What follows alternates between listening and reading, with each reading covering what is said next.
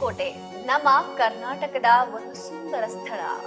ಇಲ್ಲಿ ದೀಪಾವಳಿ ಬರುತ್ತದೆ, ಆದರೆ ಆಚರಣೆ ನಡೆಯುವುದಿಲ್ಲ.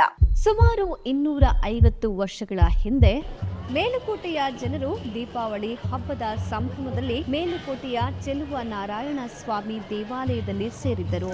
ಅವರು ತಮ್ಮ ರಾಜ ಟಿಪ್ಪು ಸುಲ್ತಾನ್ ಅವರನ್ನು ಶಾಂತಿಯುತ ಸಭೆಗೆ ಕರೆಯಲಾಗಿದೆ ಎಂದು ನಂಬಿದರು.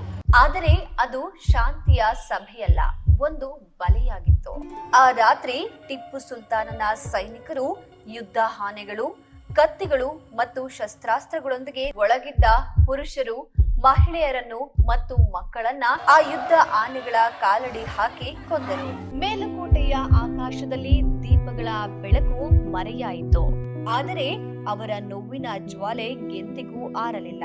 ಬದುಕುಳಿದ ಕೆಲವರು ಇನ್ನು ಮುಂದೆ ನಾವು ದೀಪಾವಳಿ ಆಚರಿಸುವುದಿಲ್ಲ ಎಂದು ಶಪಥ ಮಾಡಿದರು.